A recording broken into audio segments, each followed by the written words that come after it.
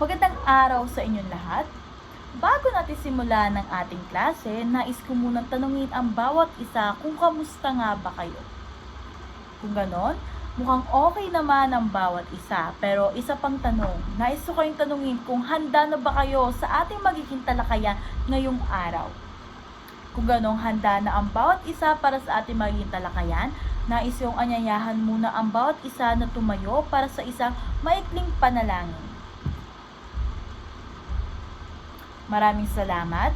Ngayon naman, inaasahan kong narito na ang bawat isa at handa na para sa ating talakayan ngayong araw.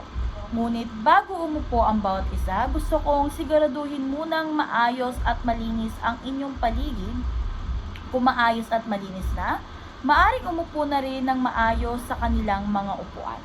Ngayon ay dadako na tayo sa ating talakayan na paggamit ng pandiwa bilang aksyon, pangyayari at karanasan. Ang layunin ng ating talakayin ngayon ay una, nagagamit ang angkop na pandiwa bilang aksyon, pangyayari at karanasan. Pangalawa, na ibabahagi ang sariling opinyon o pananaw batay sa napakinggan. Pangatlo, na ipapahayag ng malinaw ang sariling opinyon sa paksang tinalakay. Ngunit, bago natin simulan ang ating aralin, mayroon akong inihandang isang gawain na tinatawag na word webbing. Kayo ba class, pag naririnig o nakikita nyo yung mga salitang nagsasaad ng kilos o galaw, ano-ano ba yung mga salitang pumapasok sa inyong isipan? Madalas, di ba, madalas natin naririnig ang mga pandiwa sa ating pang-araw-araw o nakikita natin to at nararanasan din natin ito.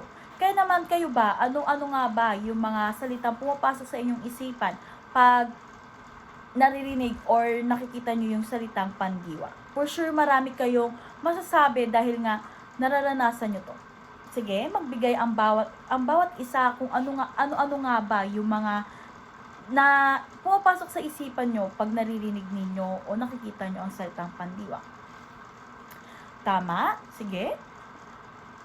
Tama ang inyong mga sagot. Ilan sa mga sagot na aking narinig ay tumatakbo, sumasayaw, kumakain, nagsusulat, naglalakad at umaawit. Ang mga sinagot ninyo ay marami pang ibang salita na pwede o marami pang galaw yung nagagawa natin na pandiwa. Lalo na sa pang-araw-araw natin, hindi lamang ito sa isang lugar na nangyayari, kundi pati na rin nangyayari ang ating paggalaw sa school, sa bahay, pag namamasyal tayo, di ba, yung paglalakad, di ba, pandiwa yun.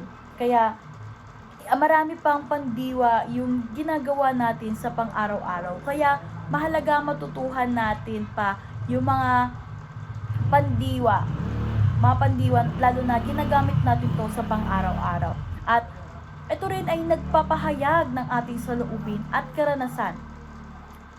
Ayan naman, sa pagtatapos ng ating aralin, inaasahan ko na ang bawat isa ay matutukoy at magagamit ninyo ng tama ang iba't ibang gamit ng pandiwa na ating ginagawa o nararanasan sa ating pang-araw-araw na pamumuhay. Magandang araw sa ating lahat. Ngayon ay tatalakayin natin kung ano ang pandiwa, ang tatlong gamit nito na kinabibilangan ng aksyon, pangyayari at karanasan.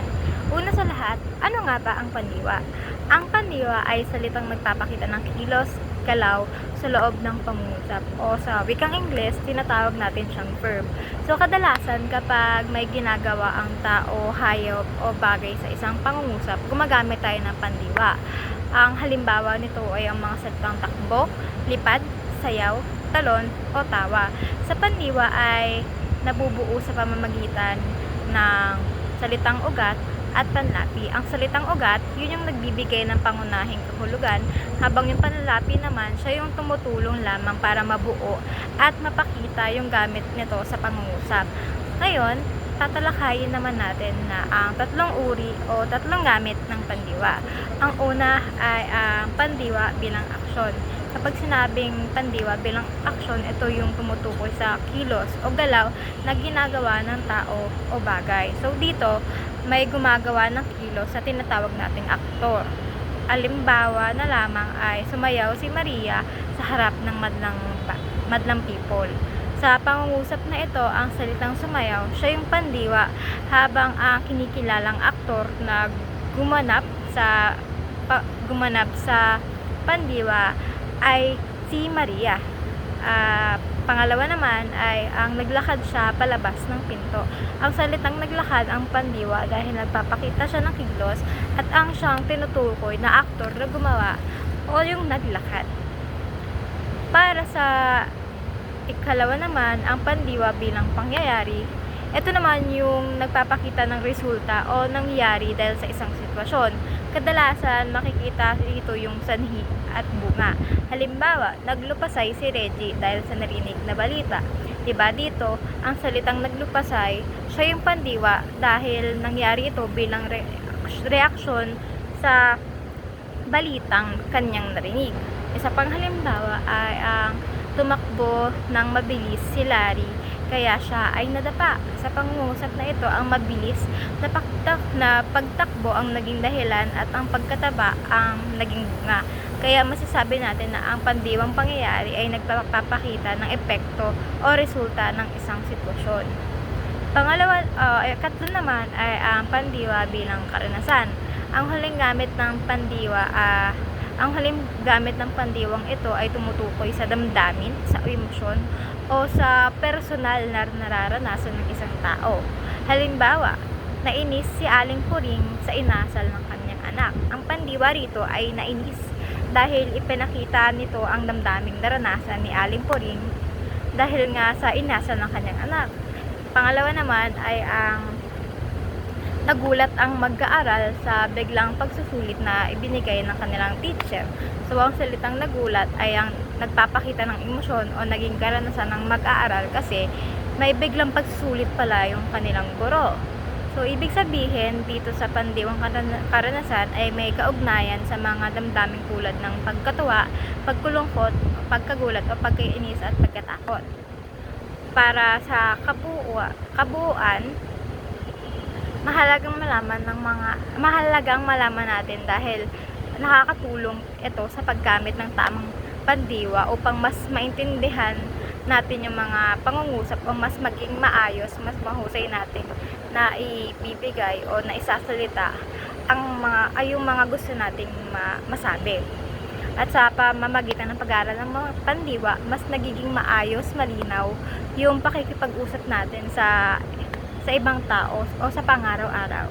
Ngayong natutunan na natin ang tatlong gamit ng pandiwa na aksyon, pangyayari at karanasan, magkakaroon naman tayo ng isang gawaing pinamagatang galaw, gawa, pandiwa. Ang gawaing ito ay individual na gawain kung saan masusubukan ninyo kung paano ginagamit ang pandiwa sa totoong sitwasyon sa inyong pang-araw-araw na buhay.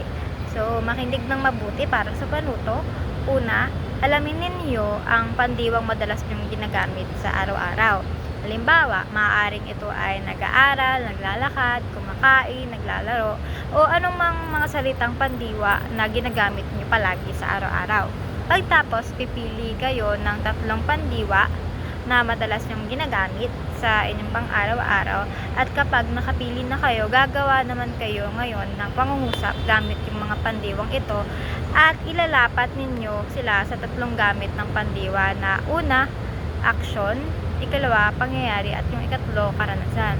Tandaan na ang bawat pangungusap ay kailangan nagpapakita ng tamang gamit ng pandiwa. Halimbawa, kung yung aksyon dapat malino na may kilos o galaw na ginagawa. Kung pangyayari, dapat pinapakita yung resulta o nangyari dahil sa isang sitwasyon. At yung huli naman na karanasan, dapat nagpapakita siya ng damdamin o personal na karanasan. At siguraduhin din na ang bawat pandiwa ay malinaw at nagpapakita kung ito ba ay kilos, pangyayari o karanasan. Isusulat ninyo ang inyong sagot sa isang malinis na papel na inihanda para sa gawain at tandaan na kinailangan tig-isang halimbawa ng pangungusap bawat gamit ng pandiwa na aksyon, pangyayari at karanasan. At kung may tanong pa kayo, pwede na kayo magtanong at kung wala naman na ay maaari na po tayong magsimula sa gawain At ayun lamang po at gawin po natin siya ng tahimik. Ngayong natapos na natin ang ating talakayan tungkol sa paggamit ng pandiwa bilang aksyon, pangyayari at karanasan, susubukan naman natin kung gaano nga ba ninyo naunawaan ang ating aralin. Ngayon, bilang bahagi ng inyong pagtataya, mayroon akong inihandang sasagutan ninyo na magiging takdang aralin ninyo. Ito lamang ay tungkol din sa paggamit ng pandiwa bilang aksyon, pangyayari at karanasan. Kaya naman, siguradong masasagutan ninyo ito kung kayo ay nakinig sa ating talakayan ngayong araw. Kaya naman, ang inyong pagtaya ay akin na lamang ipapadala sa ating GC. Maaring basahin at unawaing mabuti ang bawat pangungusap at tukuyin kung ang pandiwa ay ginagamit bilang aksyon, pangyayari o karanasan. Siguraduhin ding maayos itong masasagutan at maipapasa sa itinakdang oras. Dito na rin tatapos ang ating klase at ang talakayan tungkol sa paggamit ng pandiwa bilang aksyon, pangyayari at karanasan. At inaasahan kong may bago kayong natutuhan at magagamit ninyo ito sa inyong pang-araw-araw na pakikipag-usap at pamumuhay at pakikipag-komunikasyon o pakikipagsalamuha sa ibang tao. Yun lamang at maraming salamat sa inyong naging kooperasyon at pakikinig sa ating talakayan ngayong araw.